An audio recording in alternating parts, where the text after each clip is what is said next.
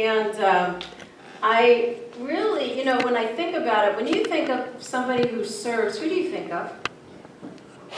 Reverend Marion. Well, besides me. So anyway, I want to read you something from Mother. Exactly. Okay, in the Science of Mind magazine, is that this month? Oh, it's already October. Okay, last month in September. I just want to read from this because it's so beautiful. Joy is a prayer. Joy is strength. Joy is love. Joy is a net of love by which you can catch souls. I love it. And that's from Mother Teresa.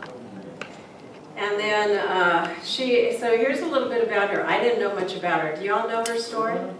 You do? That's good. I don't. I'm going to tell you again. Teresa, also known as Blessed Teresa of Calcutta, becomes a saint of the Catholic Church today. And this was, what day was it?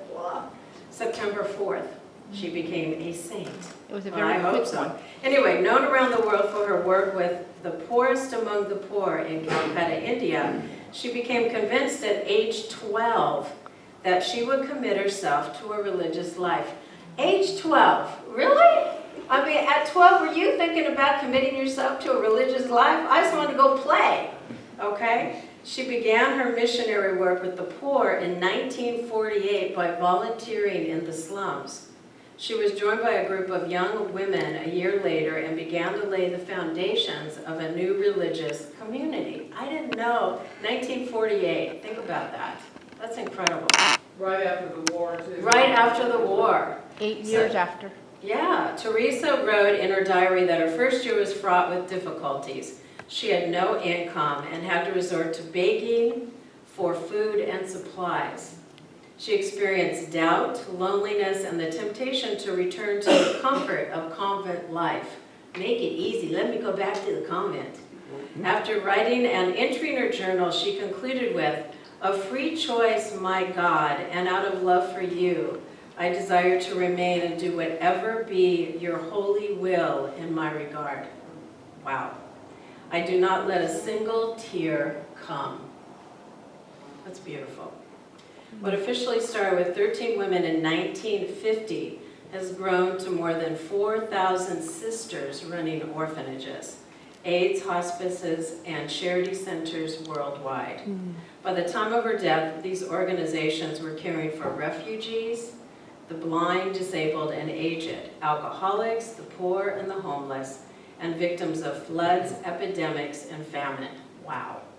She died on September 5th, 1997, and becomes a saint today on September 4th. She died 3 days after Princess Diana. Oh, I had no idea. By blood, I am Albanian. By citizenship, an Indian. By faith, I am a Catholic nun. As to my calling, I belong to the world.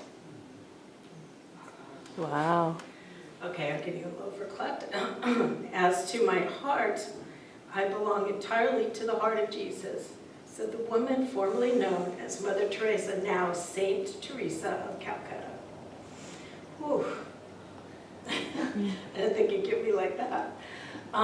She also, she was so cute because she was so prayerful. One of my favorite stories about her, and I don't know if you've ever heard this, she was trying to give money, and she had this huge corporation that would give her money and funds to the organizations every year. Reminds me a lot of Sadhguru. So she went to the CFO and the CEO and said, "Oh, we're so happy that we're going to have your contribution again." And he looks at her and he says, "We really can't do it this year."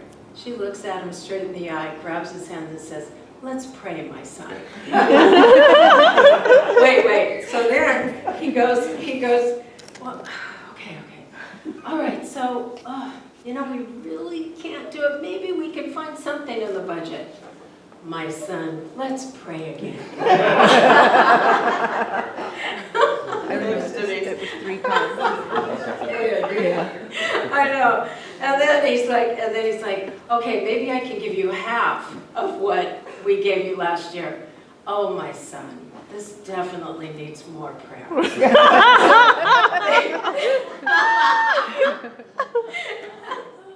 So you get how it's going.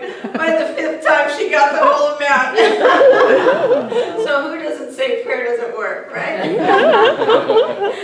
Oh my goodness. Oh, my favorite story of all time. You never heard that, huh?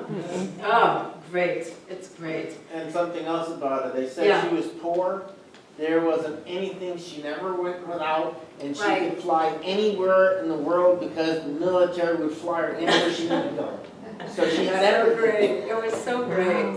Well, and you know, just being that huge space of being available for God, you know, and we don't have to, okay, we don't have to go to India, we don't have to do all that. So all I'm going to say for you, when I was at Sadhguru yesterday in Pasadena, he's on his tour of his new book, and Sadhguru is the founder of the Isha Foundation. And when you go to the website, we host the yoga here, we have hosted inner engineering, because I felt like it was in alignment with science of mind. Actually, it is science of mind. So when I was in Pasadena, I saw one of the little gals from the other church who's a practitioner. She goes, "This is science of mind." I said, "Yes, it is." Because it's just teaching you basic spiritual principles. And he talks about it's not a religion that he teaches, because he's a realized yogi. And he said, and I love one of his stories, he said that he, you know, became realized and, oh, well, I could just meditate on a mountaintop and that's great. But he said, it's kind of like a story where you've got this great well and there's water and abundance and everyone on the street wants water. They're so thirsty, their tongues are hanging out. This is the way he says it.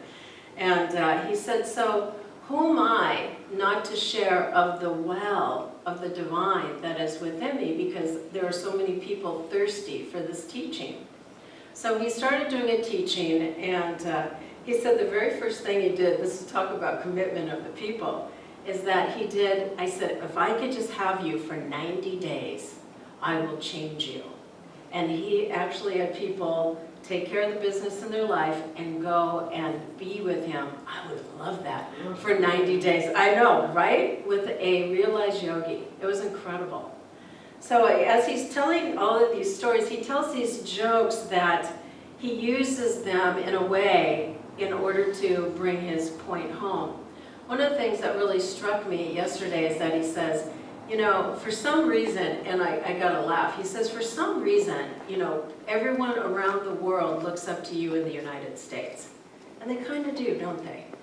And he said, but what needs to happen is that we need to be able to, I'm going to say, not embrace it, to really honor that position that we have and to make something of it and to be a way shower, to be the individuals that are showing the way. And he said this because he said, if we, each and every one of us, so here we have, you know, a nice sized gathering.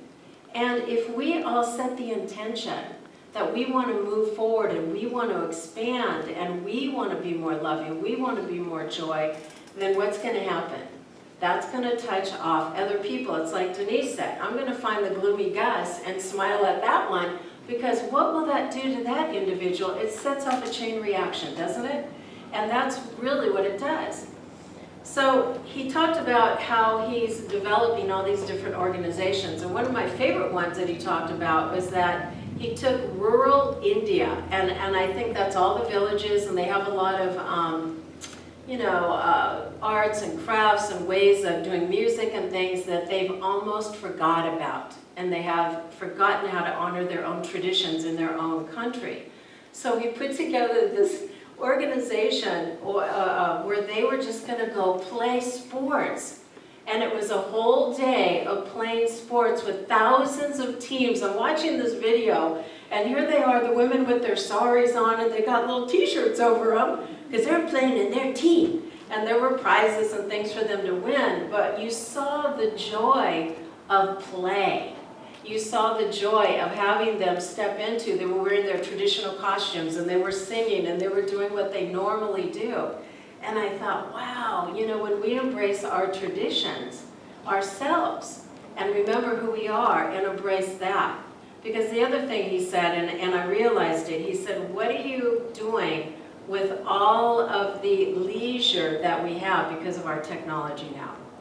We don't have to go out and farm. We don't have to go out and walk thousands of miles to get water. We have all of it here, so what are we to do? And he wasn't admonishing, he was saying, it's an inquiry. Think about what you can do in order to expand and bring more into your life. And I love that because he's so right, and it definitely made me think. But he's planted trees, they go and feed the homeless, so he's done a lot like Mother Teresa. He's talked at the United Nations.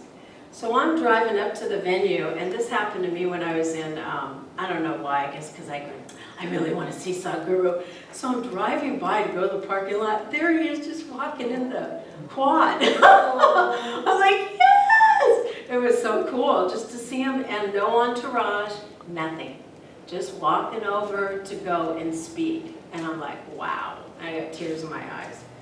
Because I went back to his ashram, my gosh, last year, and I did a teaching with him, and it's just been profound, and it's opened my heart. The thing that he talks about most of all, and I'm going to talk about why I'm using joy, and we're talking about joy this month, is that he said, when you play games, when you dance, when you celebrate, that's going to open your heart, and you are going to be that joyful being that's available for spirit. So you remember how I came in and I put in our 2-minute dance, okay, in our service? You know where I got that from? Sadhguru. Because in every program we dance and we enjoy and we celebrate, and that's really what to do here. And if you don't do any of that, if you don't sing, and singing also is another way of expressing and opening our hearts. We sing, we dance, we have joy in the service. And there's a reason why. Diana. I have to add this. So I used to be married to a tennis pro for a long time, and we were invited with another tennis pro to Burma for a month. To Burma? And this was back in 1979 when the Americans could only get a 3-day visa in Burma, but we got to go for the reason why was because it was National Sports Month, and Burma is a very poor country. Right. But they had the tennis players do exhibitions in 4 different cities, and they also have all these sports that you just play on the street. They don't require special things. Right. They don't require places with special equipment and stuff. It's just some kind of little ball or something, and then it's lined out on the street, and nobody can be on the street for that time. And that's just the thing that they've had a long time. Yeah, and they're doing that here too. He said if you don't have a ball and you can't afford it, take a peach. Whatever. Really. And he said, do whatever you need to do. And there's a part of me that goes, I'd really love to do, like there was a part in the training, remember, a lot of you were in here, when we were in a circle and we're doing dodgeball. So where are your tennies? We're going to do dodgeball someday. Okay, Bob. Yeah, when we did the inner engineering on Sunday, we had the event where we went out and they had we played frisbees, and it was so cool because everybody was so stiff, like, oh yeah, we're here to do what now? Exactly. But within a half hour, we were all kids having fun. Yes, and that's what he said. He said, if you can bring the joy back to the world, that's going to change you. It's going to change your life. It really does, and that's what it's about. So the joy of service, I remember, I had to think back, and I remember, I'm not doing that, because I was at Agape, and I remember them saying, well, when you're ready to serve, that's fine. I'm like, I'm not ready yet. So, because I was really in my pity party, and I had a lot of healing to do, okay? I was a hot mess. So I realized later, I don't know why, I always get picked to be a leader. And I was picked to be the head of the Sacred Service organization and do all the trainings at Agape. And it was quite beautiful. So after a while, it kind of like, okay, enough, I'm done, I've done that. But it felt so beautiful to be a part of that. And it really gave me a sense of, I'm going to say a sense of accomplishment, a sense of, being more in the world than I had been before. But that's just me. So this part of my talk, I wanted to have a few people that, serve their buns off to really, Denise, and why do you do it? And really be present to it. Why do you serve? Why do you volunteer. Why do you do what you do? And Pam, just tell me real quick, you were serving all day. How did you feel that Saturday? Just tell me how you felt. Felt good to be serving. Yeah, and why? But what was it? Just like it made you feel happy, joyful? Yeah, Okay. see other people's faces light up after when they get a treatment. Oh, I love it. So she was at the healing fair and she was at the table. So she said she loves seeing the result of what happened to people afterwards. Karen, why do you serve? I enjoy just by giving back and it's a connection with people. Yeah, exactly. I remember, Agape it was big then, but it's huge now, but it was big then. And I remember the only way that we could connect to each other was to go on Sacred Service Saturday, and we would get in a little group and maybe go paint an orphanage or, whatever. We took on projects, feeding the homeless, it doesn't matter, you took on a project. And that was the way, and thank you for saying that, Karen, it was a way for us to connect together. We then created little groups within Agape, because you walk in and go, I don't know anybody here.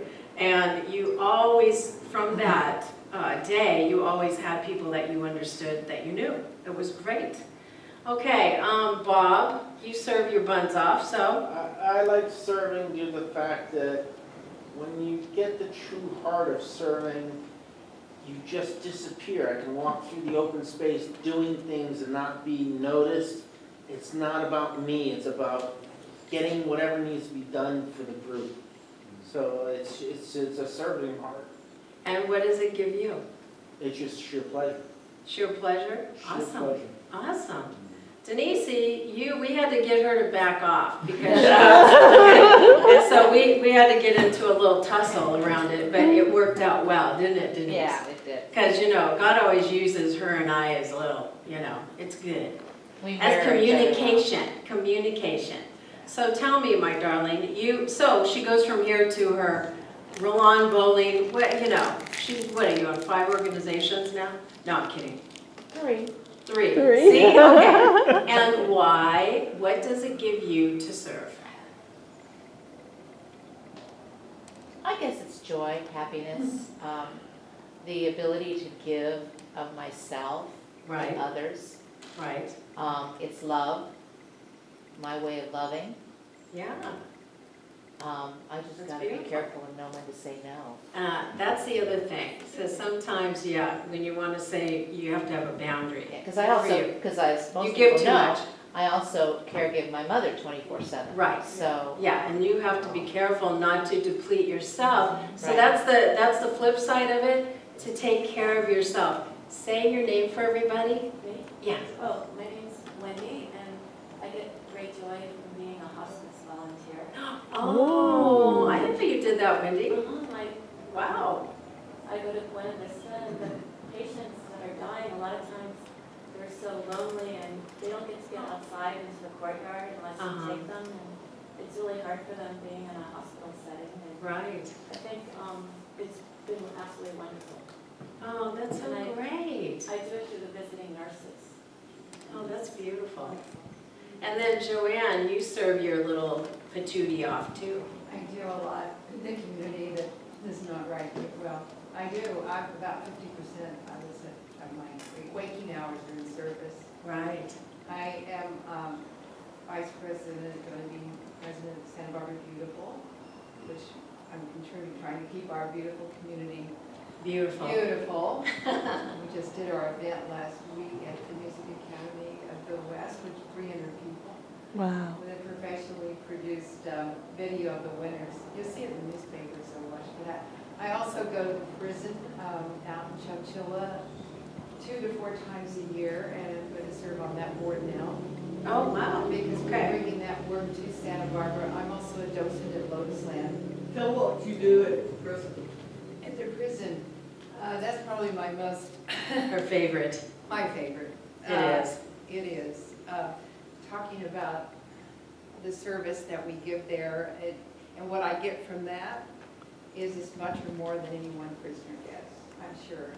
Because I keep volunteering for over 12 years. I've been doing this work. That's amazing. It's amazing work, and if you want to know more about it, you can go to freedomtochoose.com and go on the videos there, because there's a 20-minute video there that won first at the Cannes Film Festival in '09 that they did on us. Oh, nice. This is a great work that hopefully will bring, out more to more people. Well, yeah, and Sadhguru, one of his favorite things to do is go to prisons. I know, and Yogi Bhajan was very much like Sadhguru. Very much so. And that's what Kundalini Yoga is about also. He was a businessman. The Yogi Tea he started so that his followers would have a profession and a way to support themselves. That's absolutely and live in right. abundance. That's right. And those two philosophies are very much alike. Yeah, it's beautiful. I mean, it's science of mind. It really is. It is. It's Yeah. very aligned with the science of mind teaching. Yeah, absolutely. Thank you, Joanne. Roxy's bouncing, raising her hand. Yeah, Okay, Roxy. there's I'm participating in I guess a thought experiment. For the next 3 months, I get a daily email, Well, and we're it's supposed like to a send. prayer. Yeah, it says to send light to the Santa Barbara County Jail. So if you want to participate in that, just let me The know. men prisoners in there raised $3,087 on a bake sale. in Oh prison. my What? gosh, that's so great. And that comes to Santa Barbara County for our jail. Oh We wow! go That's to the so prison sweet. Out there, which is a high security state prison. Yeah, I mean, you just, Sadhguru says they're all beings, all beautiful beings, That's what we whether, say. exactly, They're no matter divine what. beings having a prison spirit. So I want to tag on to what Roxy said. When does that start, Roxy? It What already time? started. You're probably getting getting emails like I get up to my personal plus What here. day and time? It's usually at 10 o'clock at night or something that this email comes, and it's just like, it says, be the light. That's what it says. And then you just send love and light to the prisoners at that moment. And I just hold it for about 12 seconds, Yeah, and that's all you then need to do. I just embrace. I cover the county jail with buttery love, and then I just and then I just let it Popcorn love, go. baby. I like it. We have a saying when we go to the prison, get out of the way and let spirit do the work. Exactly. Yeah, and that's really it. And what she's doing this experiment is one of the gals that actually comes here, and they've done this before. Greg Braden has done it, and several people have done it. So they want to take it for a period of, was it 90 days? Yeah, 3 months. Yes. 3 months, because normally 90 days to see a result. And then they want to make sure that scientifically it's documented that as you hold prayer or hold a positive thought, then it's going to shift that prisoner and the prison itself.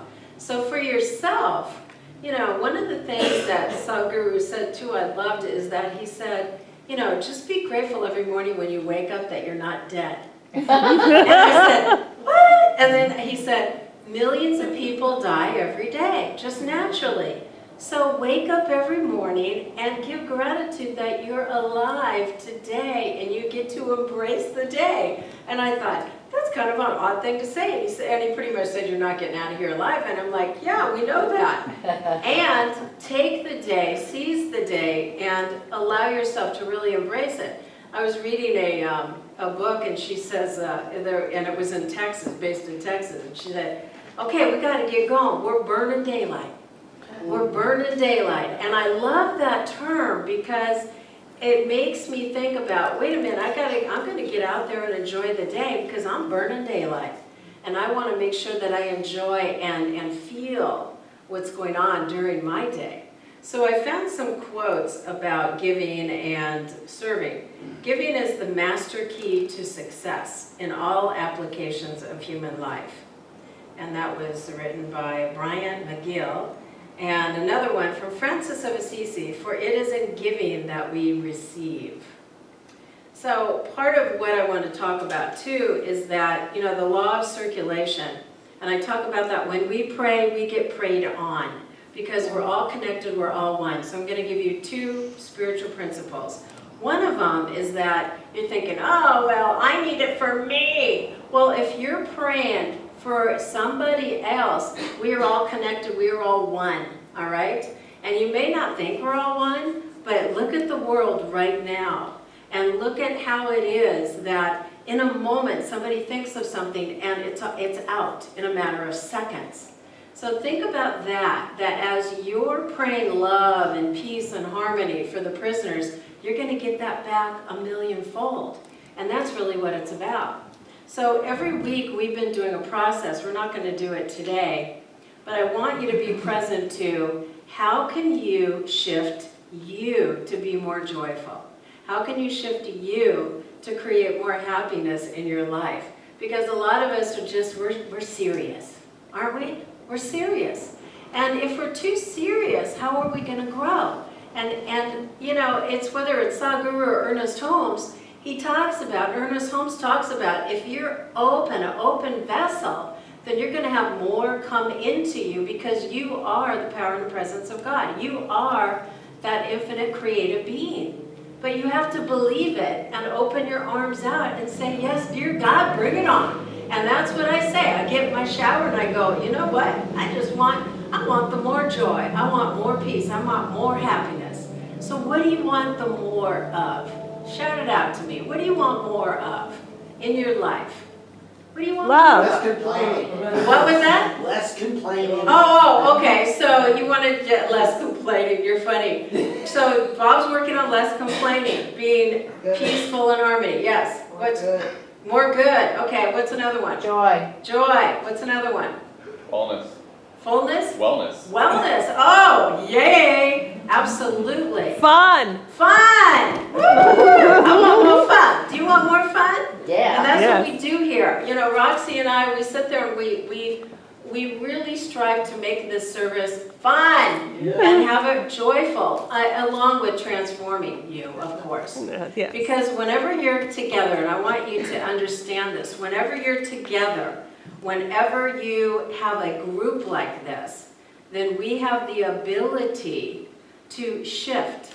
And you don't come on Sunday because, you know, it's like you have to. You come on Sunday, you get to, because as you realize that every Sunday that you show up, you're going to open yourself up to the more and to have more and more. So I was on a minister's a coaching call, and he said, you really need to tell people the value of showing up on Sunday. So I'm telling you the value of it. I'm not feeling great this morning. And then I go, oh, but I get to go to the center, and it's going to make me feel great.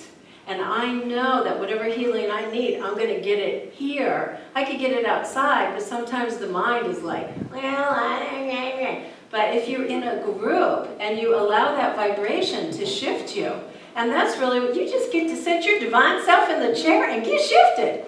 So all you have to do is get your clothes on. You didn't have to take a shower and show up on Sunday, because it's going to give you exactly what you need. And I'm like going, I'm never going to retire, because what am I going to do? Retire from what? Because then I would be like having to force myself to be joyful or find some other place in order to get myself to be lifted. Well, we're glad you're not gonna. Yeah, no, I'm only 62, honey. So, you know, I got many years to go. Maybe I'll be like my mom at 92. Anyway, so it's really about that. And the other thing, and Sadhguru said this, and it's so true, and this teaching teaches you how to not depend on outer things. So Ernest Holmes says, if you want more health, if you want more wealth, you go inside, you affirm it, you keep saying those affirmations, you keep saying what you want. I remember, because I came in here and I'm like, oh, damn, I got a market. So anyway, because it's a business, okay? So I wrote a affirmation, stuck it on my computer, and it said, I love to promote and market, something like that. And pretty soon, I don't know where the sign is, but I love to promote and market. Because what that will do is change your subconscious mind.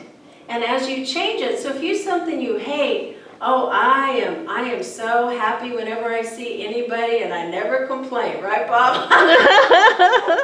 Go ahead. Well, Marion gave me this a couple months ago, this little purple band. It says a complaint-free world. And it sat on my dashboard month after month. So one day I picked it up and was like, did this thing say?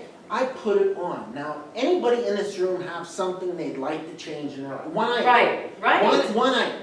Anybody? Hands up if you do. Oh, yeah. Yeah, both Okay. hands up. Now, what this has done for me, or I've done for myself, because Right. with the note on the computer, that's great. But when you're not in front of the computer, what's going to help remind you of that? Every time I look at my wrist and I see it, I remind myself, what does this mean? Oh, complaint free. Free zone. Wow. We have a sign, by the way. We should probably, Roxy, we need to put it up again. Yeah. Well, you're We are- supposed to snap your wrist every time you complain. Well, yeah, I know, That's okay, so I just had an idea. This just in from God. I just had a great idea, tagging off what you're saying. Just in from God. It just got downloaded. So I think we need to create some little bands for the center of the heart. And we're going to create it together. So every time you read it, you're going to be like, if you go, oh, I feel, oh, I'm tired. Oh, I know, I'm poor. You know, so we're going to put it on. We're going to put, but don't we all say that? We all say it. Yeah. And so it would be, you look at it and go, damn, I can't say that. Well, maybe I'll do it for a while. And then you read it. Because that's really what we need to do. Acknowledge that you've got that old minutia in you, and then change it. That's what it's about. And it's so simple. My mom's 92. She says, my God, I wish I would have really, really understood this 10 years ago when I was 82. And so now, you know, she said, the more I understand it, and I realize it's simple, simple, simple, the more my life has changed, and I'm happy and I'm joyful. I'm like, gosh darn, that's fabulous. Tell us, And it is that simple. tell It us is what that she- simple. Tell us what she says every night. Oh, okay. So she says every night before she goes to bed, I have infinite wealth, I have infinite health, and I have infinite intelligence. So that takes care of the money, the health, and her mind, because she said, there is no way I'm going out of here, you know, all crippled up in a home. I'm going to go in my sleep when I'm damn well good and ready. Yeah, and that's it. I think that'd be great to have on the bracelet, what your mom says. You know what? We can, yeah, why think it'd be not? great. Okay. Yeah, why Well, okay, let's find out where we can get those made and let's go for it. And then you know what? We'll start a movement like Will Bowen. Yeah, we just birthed it. I like it. All It's right. good. All right, so a And- couple and more what- quotes and I'm gonna close out. One thing very simple, Rev. Yeah, It's so simple. that, you know, that's like, yeah, You look and exactly. you remember, and that's it. This teaching You're is done. so simple. Change your thinking, change your thoughts, change your life, change your subconscious mind, put on a tape at night, do whatever you have to do because it will change you. And then people go, what are you doing? Did you get your hair cut? Oh, did you get a facelift? No, I am positive and I feel better about myself. Okay, here's one from Mark Twain. To get the full value of joy, you must have someone to divide it with. Yeah. And then the wise man does not lay up on his own treasures. The more he gives to others, the more he has for his own. And one last one, Charles Dickens. No one is useless in this world who lightens the burdens of another. Do you love that?